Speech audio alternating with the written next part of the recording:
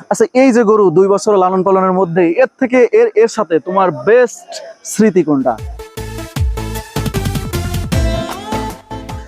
আসসালামু আলাইকুম সম্মানিত দর্শক শ্রোতা, এই মুহূর্তে আমি রয়েছি নোয়াপাড়া অভয়নগর এবং যে গ্রামটা সেটা হচ্ছে বাগদার যে গ্রাম, সেখানে আজকে ঐতিহ্যবাহী যে ষাঁড়ের লড়াই। এখানে আশা করা যায় যে প্রচুর পরিমাণে দর্শক শ্রোতা আসবেন এবং অনেক অনেক সুন্দর গরু আসবেন। আর আজকে আমাদের যে প্রথম ভিডিওটা এবং প্রথম যে গরুটা আপনাদের আমি দেখাচ্ছি সেটা হচ্ছে সেলাই মেশিন, এবং সেলাই মেশিনের যে মালিক তিনি কিন্তু এই যে আমার ছোট ভাই। তো ছোট ভাই, আসসালামু আলাইকুম। ওয়ালাইকুম আসসালাম।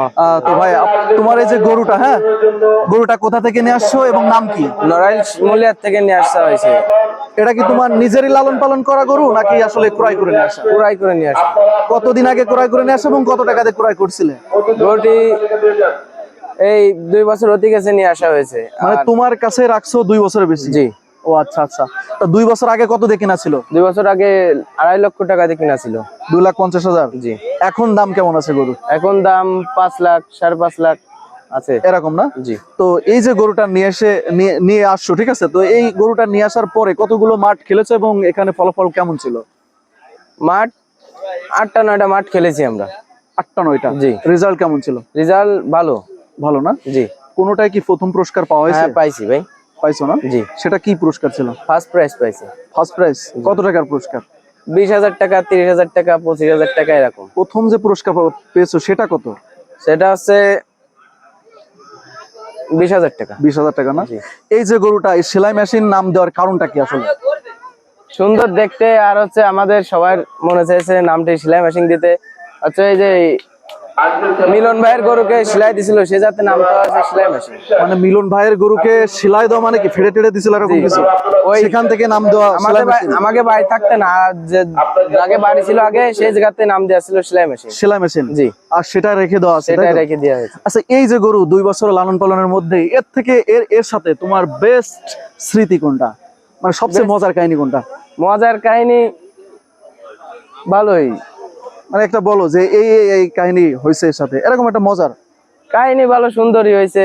সবসময় আমার সাথে থাকে, ভালো একটা আমাদের সাথে মানে বন্ধু সুলভ সম্পর্ক জি, যাকে জি। বলে। জি। তো এটাই না? এই গরুকে তুমি যেটা বলো সেটা কি ও ডিরেকশন গুলো মানে কিনা? শোনে না? জি। এক কথায় তোমার গরু নিয়ে আমার দর্শকদের উদ্দেশ্যে কিছু বলো। দর্শক, আমাদের শিমুলিয়া সেলাই মেশিন এর জন্য সকলে দোয়া করবেন, যেন আজকের মাঠে খুব ভালো সুন্দর লড়াই করতে পারে।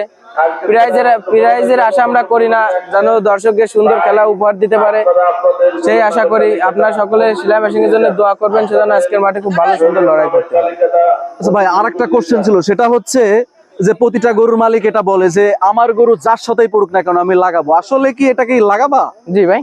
হ্যাঁ, ইচ্ছা আছে নাকি? জি। আজকে যে মাঠে এসেছো, এখানে এসে তোমার গরু নিয়ে তোমার সবচেয়ে চাওয়াটা কি মনের থেকে বলবা? এটা আমাদের কোনো চাওয়া নাই ভাই, যার সাথে দেবে তার সাথে লাগাবো আমরা, ইনশাল্লাহ। ইনশাল্লাহ নাকি? ইনশাল্লাহ। তার মানে কি দর্শকদের আনন্দ দেওয়ার জন্যই মূলত গরুটা নেশা, এটাই?